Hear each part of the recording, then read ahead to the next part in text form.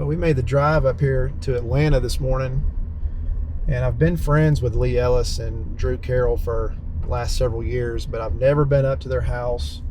Gonna come up here, see their trophy room, just talk with them for a little bit, see where all they're going this year.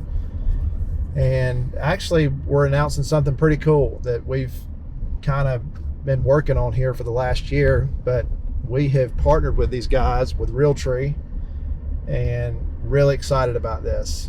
I'm so jacked. This is, to me, such a cool opportunity. I've been watching these guys for a long time. They're basically in our backyard right here in Atlanta, and they've shot some monster deer. So I know I've seen a lot of big deer get shot. We have a cool trophy room, but all these deer they have in here, probably some of the biggest whitetail that I'll ever see on one wall. So I'm pulling up Lee's backyard right now, see if he'll give me permission to go hunt.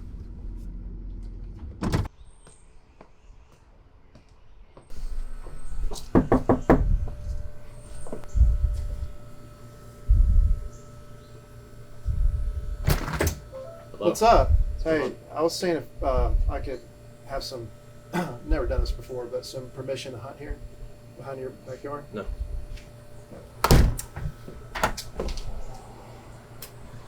Well, let's go to the next one.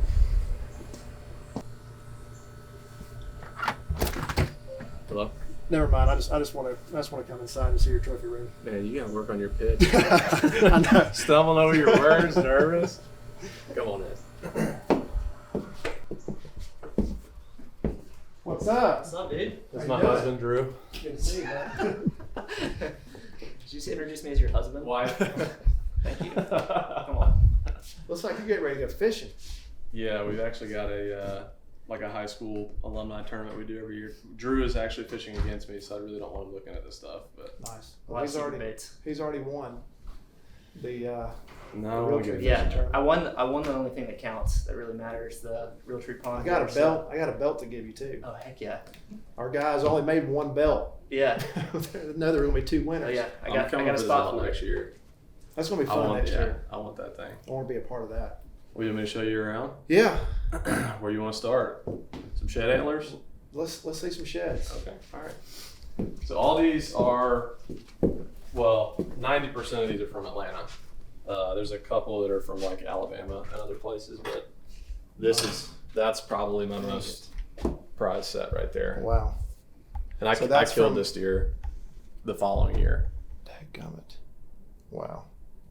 So I scored him at giant. 193 with that set of sheds, and then the year I killed him, he ended up going 203. Goodness gracious. I think he was like 8 years old when he dropped that set, and I think he was 9 the following year. Really? So from 8 to 9, he still put on like 10 And you had him inches. for how many years? 3 years on camera. Wow. So, and then there's just a handful of other ones in here. That's actually the same deer the year before. Wow. Really? Yep. Doesn't look a whole lot different. He was big for a lot of years. This is the same buck here from one year to the next. That was the year before. That was the year after. But Some giants. shed antlers are really hard to find in Atlanta, just because, like, you know, at night, especially like late season, these deer are getting into people's landscaping at night. Yeah. They'll drop a shed in someone's front yard, Yeah. and someone will walk out to go check their mail the next day, and it's like, oh, what's this? You know, pick it up, walk inside, and it's, they don't even know what it is. Know what it is. So Is this a moose antler? You know. yeah. This one too. Dadgummit. Wow. Which deer is that? That's actually from a high fence in Alabama. I like to mess with people on that one though. Dang it, man. Some cool deer. Yeah. Let's get into the meat and potatoes of it. All right. Before we go in, Yeah. we're doing a giveaway. I'm gonna let you kick off some of the details of that. Okay, so we're doing, first giveaway is a turkey hunt at Realtree Farms. Both Drew and Lee are going to be on this hunt as well. Excited about that. Y'all have never actually hunted the farm before. No. So it'll be our first time out there for sure. So too. that'll be fun. So link is in the bio. Details on how to enter. Excited. Hopefully be a good time. And then once we get to Drew's house, we're announcing part 2 of the giveaway. So Yep. make sure you guys catch that. Yep. Be Ready? fun. Let's do it. All right. Wow. Hey, go, man. And I've got like 3 more at the taxidermist. I feel like you've Wow, added wow. some since I've been in here. It feels I did, It's a lot so- smaller. I just added the Kentucky deer and then Oh, I haven't bigger one seen from those. a couple years ago. I don't know what to do with these now. Which deer are at the taxidermist Oh, yeah. right now? That one down there's at the taxidermist. This one here is at the taxidermist, and then there's another one he's got the skull of. I've really like European mounts. I've started to do a lot of Euro mounts myself. Oh yeah, you're right out of room. Yeah. Kind of got to. Or else you gonna put another one in here. I don't know. That's what I'm trying to figure out. What is the plan for expansion on putting mounts in other places? I mean, do you have anywhere else? I've got 3 in the basement right now, which I think these will probably move on down to the basement. And I want to do something down there where like a bow shop or Yeah. kind of like a man cave, because this is kind of cluttered in here. Yeah. But there's something very just like satisfying about like walking in here and sitting down. Oh yeah. But It's just all right here. It's it's like kind of hard to describe. So You know, we were talking about it on the way up here.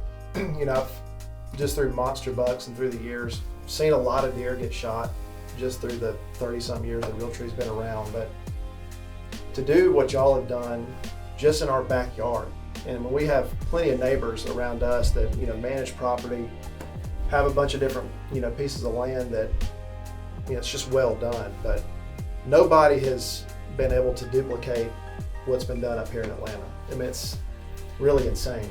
I think it was the perfect storm of nutrition, genetics, and deer getting to the right age. Yeah. And it's a popular thing now. There is a ton of people that are doing it, and these deer are still like. So people will be like, "Oh, well, you know, those deer don't exist anymore." No, they're still out there. Yeah. These deer make it every single year, and there's 5, 6, 7, 8 dudes hunting the same deer at times, and they just have a way to survive. So there's, I don't know if you'd agree with me. You think there's a 200-inch deer every year in Atlanta somewhere? Yeah, for sure. Yeah, I would agree. say there's a couple. Multiple. A Yeah. couple. I mean, there's so much land that we don't even touch.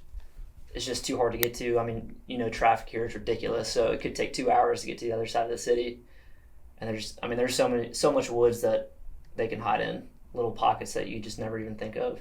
Yeah. There's so much that's untapped that Yeah. people. Yeah, That being I said, didn't there's know there are still hunters everywhere. all over. But the deer, I mean, they're so adapted to this environment that they find a way to survive and find a way to like find these little crevices where they can hide. They're smart. Yeah.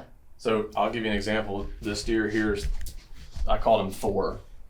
He's got 24 points. He scores 208. He's like the Cobb County record for Georgia. And if you looked on a map, you would literally, and never in a million years would have been like, you're going to kill a 200-inch deer at that spot. Yeah. And there was 5, 6 guys hunting this deer on kind of the more larger, like obvious blocks of woods. And I think that he knew that.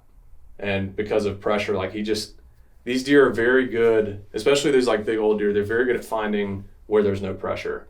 And they're like, are very good at avoiding, you know, people in that kind of sense where it's like a hunter's moved into this area, is changing all this stuff and putting all this in here. And if that deer was in there, he's going to be like, nah, I'm going to shift somewhere else. And I think opening weekend, this deer got pressure, and that's what kind of pushed him into this area I was in. That was just like it was just a transition area, and it was a small block of woods nobody ever set foot in.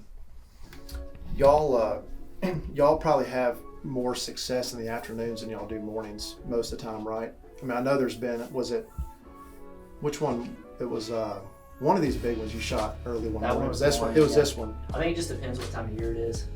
Yeah. Early season, I think afternoon is definitely the best. Yeah. But then once they start chasing a little bit, I think morning or even just like later morning can be really good. Yeah. Which is your favorite? That's a tough question. Zeus is tough to beat. Yeah. He will never be touched. I don't No. think I'll ever kill a deer like him ever again. But it's got to go to the one behind it. So that deer's Charlie. That's the one that like started everything. Even our logo is like designed after his antler. And that was, I mean, Drew and I, like way back in the day, I was selling life insurance and Drew was working for a home builder, and we were still like running to the woods trying to like film. We had no idea like what we were doing at all, and we were just kind of filming it. Drew was like, there was one day, like I think it was around lunch or something, I walked in to check this camera. He hasn't showed up in like a couple weeks. I'm getting nervous. And like as I'm leaving, I turn around and I see him just like on a hilltop, like kind of after a doe or whatever. And so like run out, I called Drew. I'm like, dude, I've got to get in the stand like right now. And we've put all this time dedicated to this deer. And he's like, all right, I'm leaving work. And so he just like packed up and left, and like we got in the stand, and I mean, didn't kill him that day, but there were just like a lot of dedication that went into that particular deer, and it kind of started everything when we really didn't have a clue what we were doing. That was the very first video that we ever filmed. First hunt we ever filmed, first kill, first edit that we ever did. And it was kind of a pretty dang big deer to try to figure all that stuff out on. Yeah. How long did y'all know after that, like this is something I feel like we need to try to get into in a bigger way? Did it take a while? Yeah. I mean, so that trailer that we put together for that deer got a lot of attention. And that was kind of like our foot in the door in the industry. And then it still took a while to kind of figure out, like, all right, how do we duplicate this, and how do we put out more content and be able to film more hunts? Because it's difficult, as you know. Yeah, it is. But we just kind of stumbled on something that was unique and different and relatable, because any of these deer in this room, anybody could have hunted. Yeah. Anyone could have had a chance at these deer if they'd have knocked on the right door, or just gotten in the right area. So it's not like this isn't accessible to everybody. So I felt like it was relatable. People just couldn't believe like these deer were coming from suburbs, and it was totally a timing kind of deal. But it was 3 or 4 years there where we were just like figured it out. Yeah. I mean, kind of not sure what was going on, but. And y'all probably, I mean, correct me if I'm wrong, but I don't know if I've ever heard y'all talk about, when y'all started these videos, you probably have cost yourselves deer in this area just by, putting out content throughout the years. Tons. Yeah. It is extremely difficult to find a mature deer today. Yeah. They're, like Lee said, they're out there, but I just recently got a handful of like spots that I would have thought for sure there'd be a big buck in. I don't have a single buck probably over 110 inches on camera right now. Wow. And it's like, how is there not a big deer in there? Spots that are these overlooked spots that you would not think people have found, but they have. People are hunting just behind the houses they own. People are poaching. People are just doing what we do and knocking on doors. So it's gotten really popular. Are y'all finding too that some deer just disappeared, maybe not even getting shared? It's just kind of all the time. Yeah, it's not a surprise. And sometimes we find out years later, kind of what happened. But this deer here on the wall in Velvet, so like branching outside of Atlanta, kind of our next steps of like continuing to build this thing was, all right, this isn't just happening in Atlanta, this is happening in other areas. Let's go do it somewhere else. And so Drew was the one, I don't even know how it even happened. I think you connect with somebody that hunted around Nashville. And then we started just kind of making trips up there. That was the first like big deer we killed in Tennessee. We're branching out to Ohio now, Michigan, Kentucky. We've gone to Oklahoma, all smaller parcel type deals, door knocking. And this year, like I've got a deer that'll top this deer on Really? Yeah. I said I wouldn't top that deer, but I've got a deer in Michigan right now that's capable of it. He'll blow it out of the water. You think his frame is that big? Yeah. I actually think he's significantly larger. Really? Yeah. So how much history do you have with that deer? Not much. A lot of what we do is, and people can always ask it's hard for people to believe that we're killing these deer. Like some of the comments are like, there's no way these guys are like really doing this. Like we've gotten accused of flying in deer in helicopters from high fences. Like just, you name it. And as our networks have grown, we just talk to more people and we get more leads on like, hey, I saw this buck run across this road, like pictures get passed around, things like that. So we're kind of like private investigators in a sense, where we're like, okay, this person saw it here, like go door knocking, talking to people, like you see any large bucks around, like sometimes people will take pictures of them and stuff. It's just like going down these rabbit holes, and like sometimes it leads to a really big deer. A lot of times it leads to absolutely nothing, and most times it leads to absolutely nothing. Right. Yeah. And I'd say that's how quite a few of the big deer that you've killed have kind of started. Most of mine have just been like totally random spots, just kind of like knowing the genetics in a certain area and then just branching out, finding little pockets here and there. And then we still have to Good night. Sorry. My God. Dude. I can't show this deer on the camera, but I don't think I've seen Dude, that picture. is a giant. That's a really good picture too. That's a really good picture. I haven't It almost seen that. doesn't even look real. It looks like a background for like your The eyes. deer So- doesn't look real. I think Dude, that deer has the potential to be a world record. that's what I was gonna say. I think that if this deer grows out a little bigger than what he is right here, I think he's all over the archery world record. So what do you have him age-wise right now? I His think best guess. he's like 6. So he should be prime. And he made it through the year. He was actually shot by another hunter last year. I have trail cam pictures of him shed, so he made it through the year, and he has the scar on his shoulder where he got shot. So I haven't seen him on my camera in probably 3 months, but he made it through the year. He's probably just summering somewhere else. Wow. But that dude, that is what is out there in a lot of these places. And again, anybody could go hunt that deer. Well, it's just like people around here, they don't hunt. A lot of people just don't know. Like you said, people dropping, these deer drop sheds in somebody's backyard, and these people just don't really know. Yeah. Although y'all have told a lot of people about it. A lot of people still don't know. Yeah. Average, how many doors a year do y'all knock on? So I don't know if you've seen on our Instagram lately, I finally bought one of those umpire clickers, like the counters, Yeah. because I've always been kind of curious, like exactly how many doors we're knocking on. That And I also wanted to show people like this is how much effort this takes. After like 3 trips this summer, I'm up to like 170. But Wow. in those first like 5 to 8 years, we were doing way more than that. I mean, it's been thousands. So how many yeses, nos, maybes do you get out of 170? Well, I was just up in Ohio and did I think 55 doors and got 7 or 8 spots. So that's like a pretty Wow. that's like a pretty good That's a pretty percentage good for me. Yeah. Least percentage is much better. But in those like beginning years, it was way worse. Like we may get a couple spots out of 100. Yeah. I mean, we're 15-year-old kids. Like my mom's driving me around and dropping me off at people's front doors, and I'm like stumbling over my words, don't know how to answer their concerns and things, and it was tough. I wouldn't have a clue to put a number on how many doors we've knocked on. Yeah. So the key, I wish I knew, and it would not surprise me if it was over 5,000. Is that fair? Yeah, I think so. Could be way more, could be less, but I think it's a lot. So the key to get buy-in, I'm sure, when you go up to the door for the first time, is to not probably wear camouflage, right? Actually, no. Bow in hand. Really? Yeah. So Just tell them what you're doing. actually, I developed this technique during turkey season, and it's the struggling turkey hunter pitch. I was knocking on all of my turkey hunting doors in full camo, like With your turkey vest on. turkey vest, Ready to everything. hunt.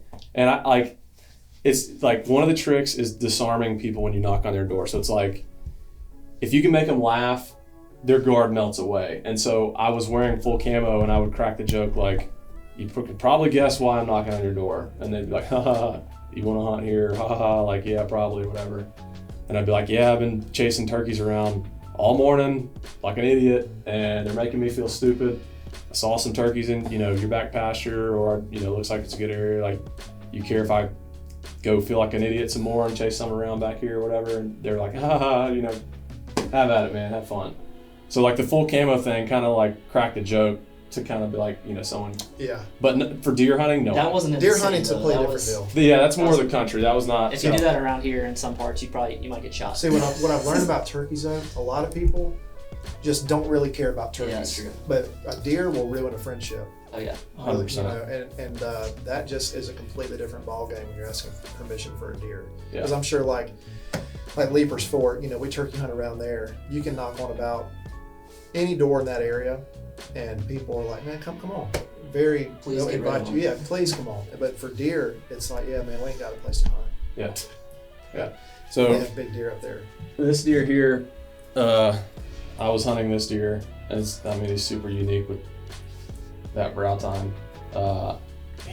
I didn't kill this deer. He broke his neck because he ran into a Mercedes Benz. Like, this poor lady bought this brand new Mercedes, and it was like she was driving it home from the lot, and it was November, and this buck comes like running down a hill, just barreling, runs across the road, slammed into her side door. It broke his neck, totaled her Mercedes. And so like I'll pull this deer story out a lot of just, you know, kind of a reasoning of like why hunting should happen in these particular areas, Yeah. things like that. Well, it's the same way back home too. I mean, you know, Johnny, who's here, like the interstate that we travel to, and from the farm, or he comes, you know, to work. I mean, you find so many deer dead on the side of the road that are hit by cars on that interstate, and it's a dangerous road. Yeah. I've had a lot of people. Luckily, nobody I know close has gotten killed, but man, deer run out in the middle of that road all the time, especially during December, January when it's cold, and it just proves like we can't kill enough deer to get the numbers down where they need to be probably. You hadn't said anything about my fish. Yeah. Fish is huge. every I'm not a big fisherman. Every time someone new comes in here, I say that the fish is by far the most impressive thing in this room. Fish is big. What's the story on the fish? So it's a replica. That's awesome. Of a fish I caught, and I think I was like, honestly, I don't even remember. I think I was like 14-ish. Could have been 13 or 15. I don't really remember, but the fish weighed like 18.35 pounds, and Dang it. at the time, and I think it still would have been the junior world record. I think the current record was like 17 pounds. And if I would have gotten it like properly certified through IGFA and everything, it would have been the junior world record. But I caught that in Florida years ago on like a live golden shiner. And yeah, that's It's a probably one of the monster. most prized things in here. Man, the office is. I mean, I saw the trophy room video, but it's a lot smaller It's tight. to me than what even the video It's does. tight. And I'm trying to like I thought I had normally have fishing rods there. I was thinking about like just taking those down and just trying to put like 4 or 5 on that wall. Just really push this thing to the limits. You got a whole basement that's being unused. Yeah. We got to see the basement. We're gonna have to move some stuff in the basement. I know. I appreciate y'all letting me come by. This is awesome to see. I mean, it's a lot of big deer. I mean, we have some big deer at our place, but for most of these to come out of the southeast, this is an incredible wall, and I'm excited to see yours too. Yeah, I've never had a camera inside my trophy room, so this is gonna be a Oh, first. this would be cool. Lee's has been shown a couple times, but This is only the half of it. and my just to warm everyone up, my room does not look like this. We're excited to see it, and guys, we're excited to have y'all on as partners. We've been working on this for a while, and everybody at Realtree is so excited to have y'all on, and can't wait to see what we can do with this partnership for hopefully many years to come. And we're just so pumped to have y'all on board with us. Yeah, it's gonna be a lot of fun. We're really excited about it. I think there's a lot of cool things that we're gonna do together. Heck yeah. So Let's head on. Let's do sweet. it.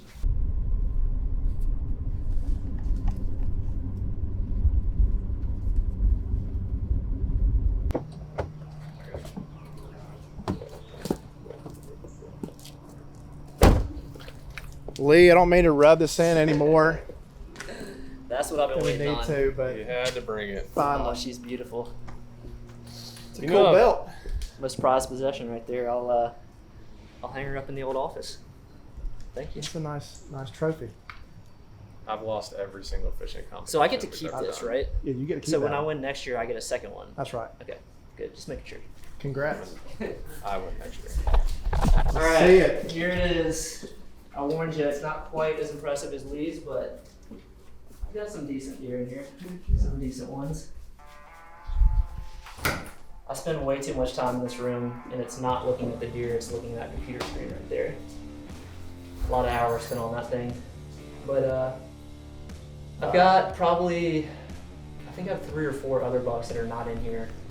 One that I killed last year is at the taxidermist, and then a couple others that are still at my parents' house. I kind of didn't want to cram them all into a small space like Lee did in his room.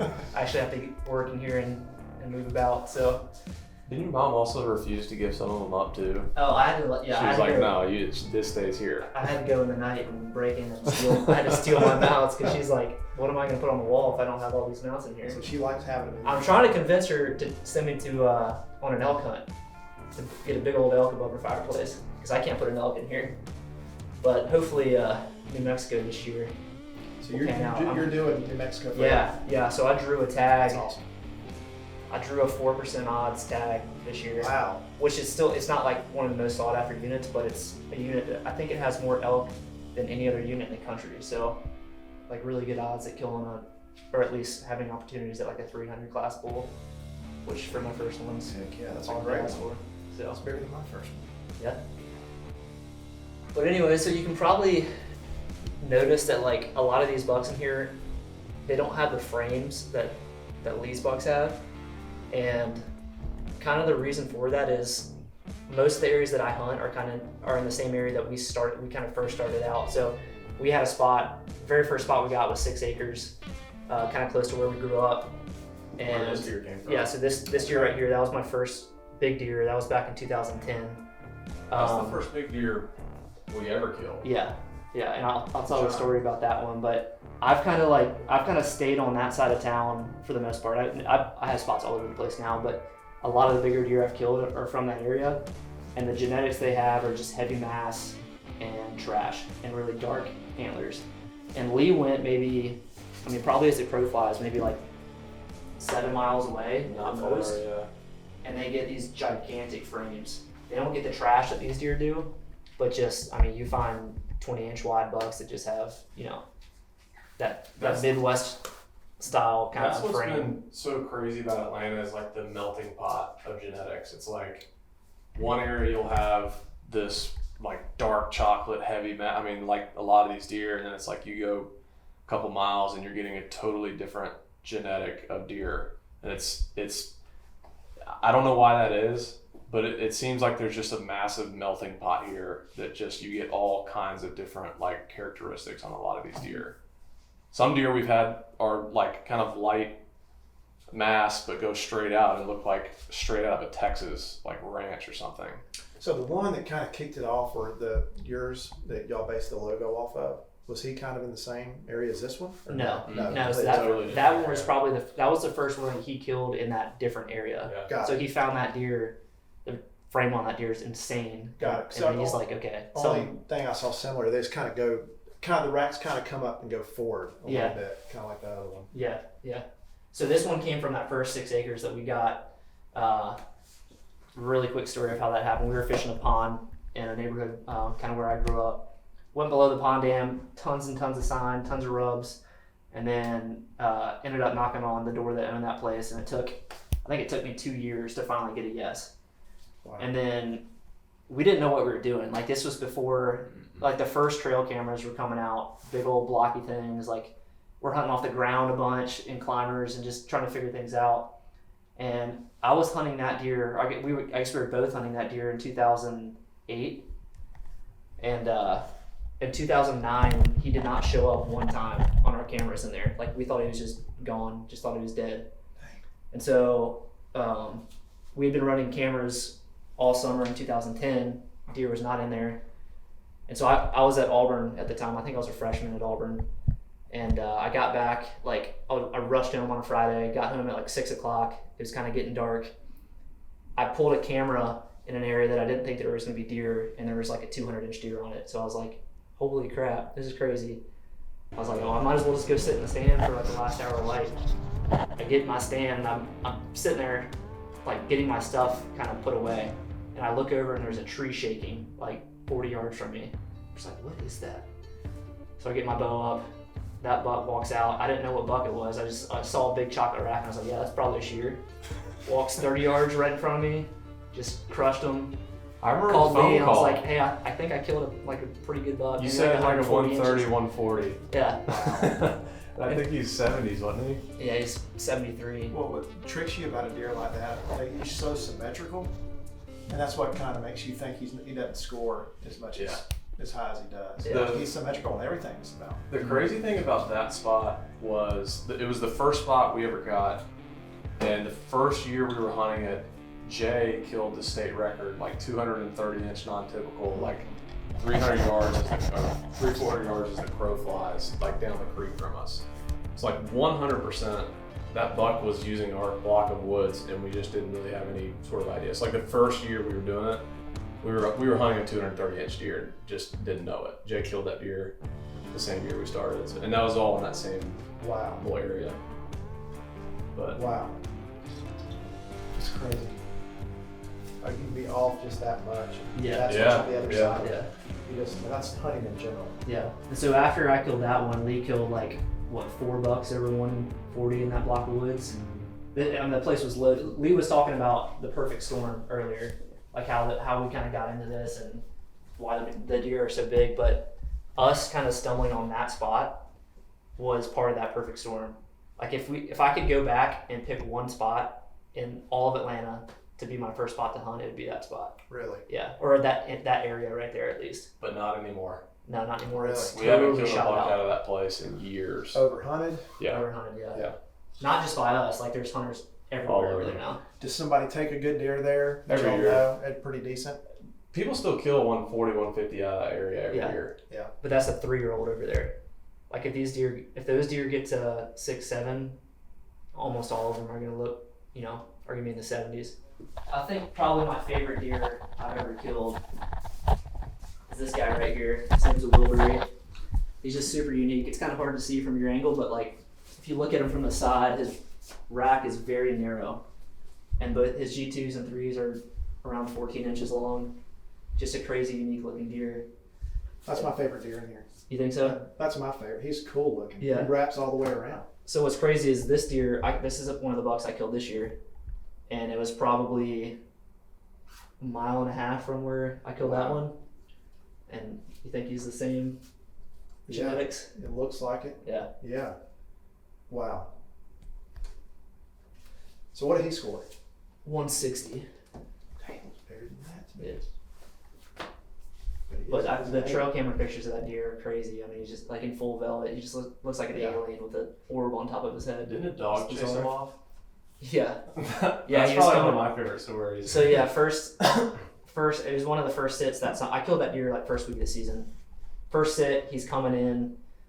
He's like needs to take a few more steps, and a pit bull chases him off. Dang it. Next sit, like the next day, Lee's filming me.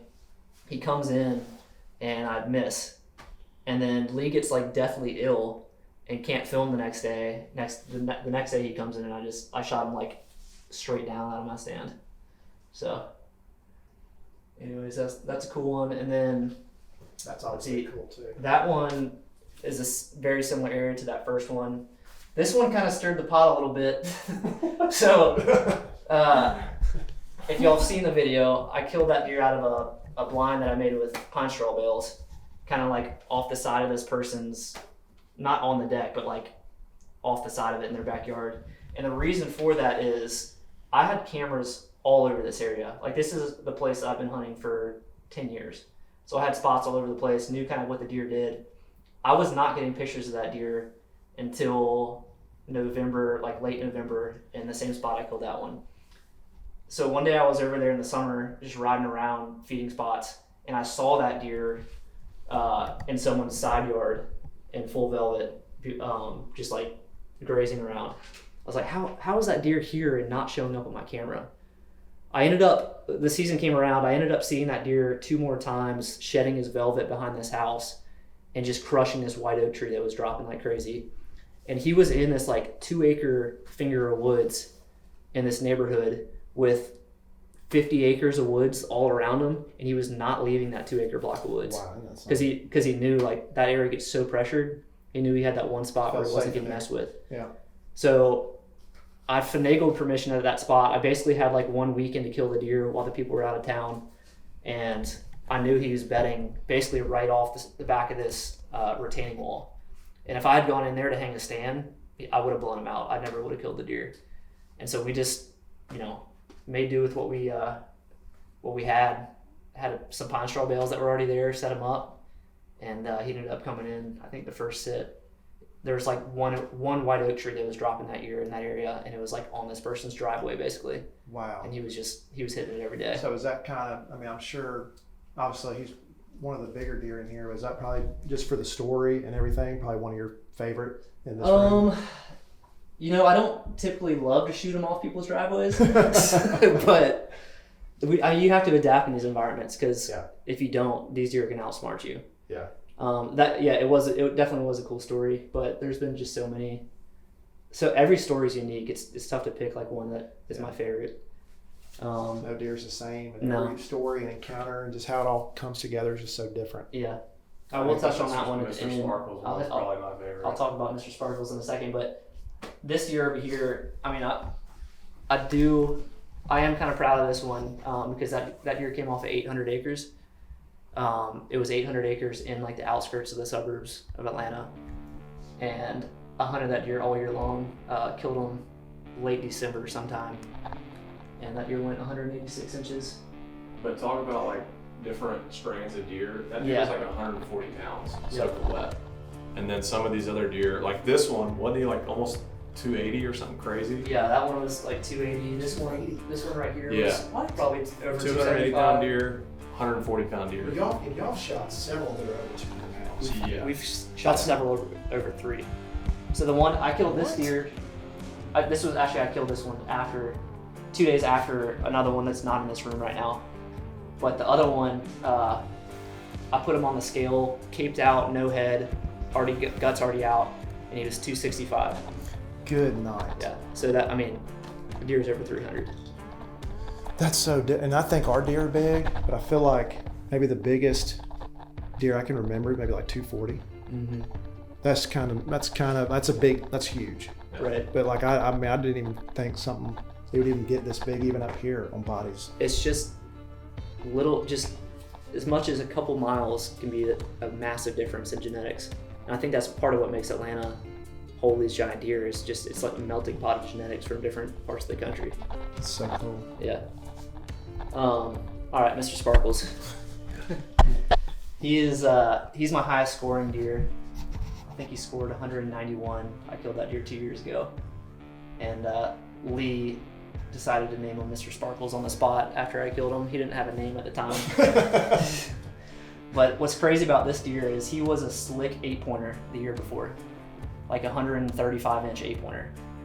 And this area, something about their genetics, when they go from 5 to 6, or sometimes 6 to 7, they just explode. I had a deer that he was summering with. I was hunting same year, and he went 201. He was a 6x6, just like a slick 150-inch 6x6, and then jumped up to 200 inches in 1 year. Put like a bunch of inlines on one side, just like got a bunch of crazy mass on his main beams. So he was how old as an 8? I think he was probably 6 when I killed him. So it just like a lot of people would cull that deer. Right. As an 8-pointer. You just never know. Like, I mean, I think we probably would have. How many inches do you think you put on? 60? 50. In a year. It's insane. 50 in a year. But like you said, I mean, you have to know your genetics.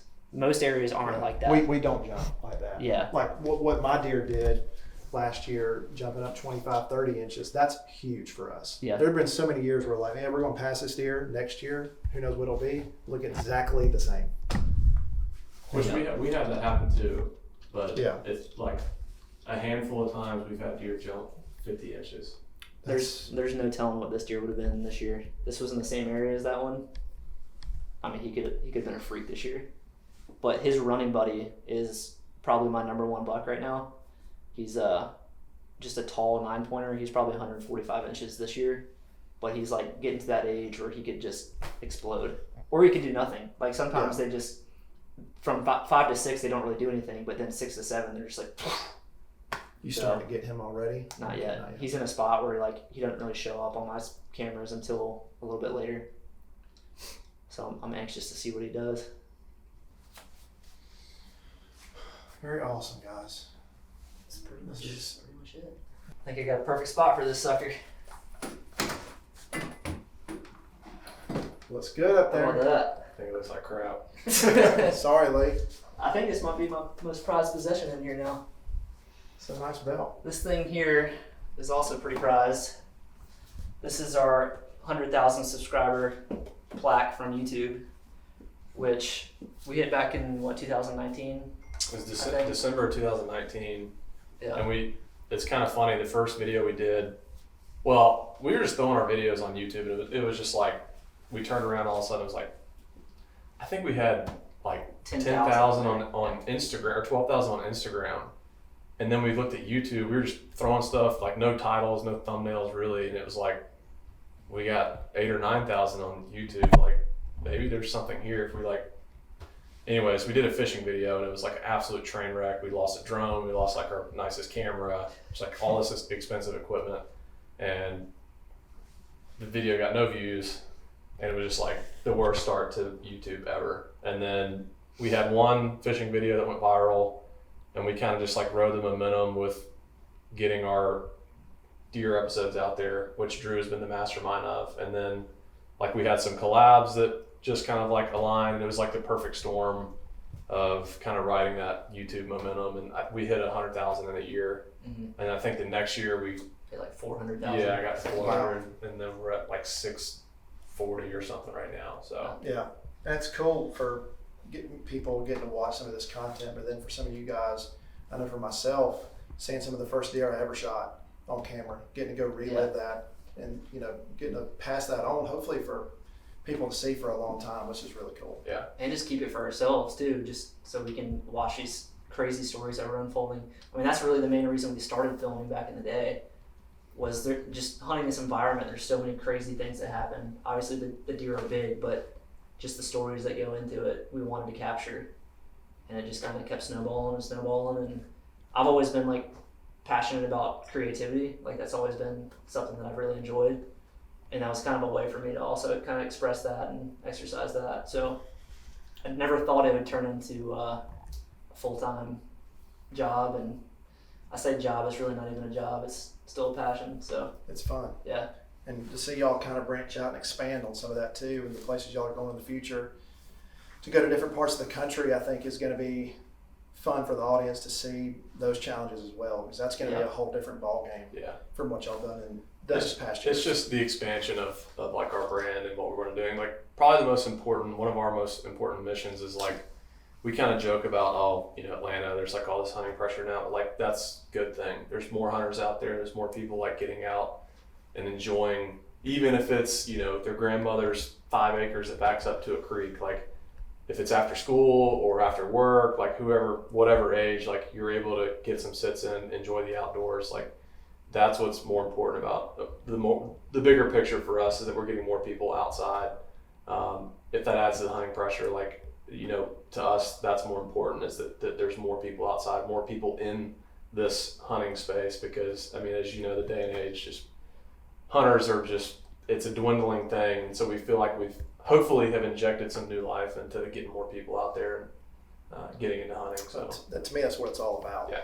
I mean, it's like taking somebody like the Undertaker turkey hunting last year, and then all those people that I know a lot of the people that watched that video were probably not turkey hunters, probably have never even heard of hunting, but to see his excitement, he's like, man, that's one of the most thrilling things I've ever done. And I mean, he's a man who's done a ton of stuff, and to expose our audience to a completely different realm that they have never seen or touched before is, to me, really what this is all about for me. And y'all see the same thing with what y'all do.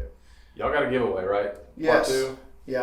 Yep. So part 2, we're giving away a Realtree prize pack, putting a Hoyt bow in there. It's going to be a whitetail hunting pack. Everything a man needs. That's Trail right. cams, Boots, ground blinds, Realtree hunting clothes. Some used alcohols. Perfect. This rack right here. I don't know about that one.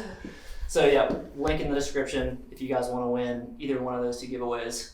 The Just turkey follow hunt the or the steps hunting there. prize pack. Yeah. Yep. Figure out how to enter. So I feel like we should end this like MTV Cribs. I'm supposed to kick you out of my house, right? Perfect. Hey, thank you. You got to work on your door knocking pitch. I know. Well, Maybe that's what we should do for the rest of the obviously day. have I not know. watched the master class. Yeah, We'll get you a maybe free sign up. We'll drive you around and see how you do. Getting some spots around here, but Thank you guys for having me. thank Yeah, y'all for I coming. appreciate it. It's been a We're lot of looking fun. forward to more projects in the future. Absolutely. So it'll be fun.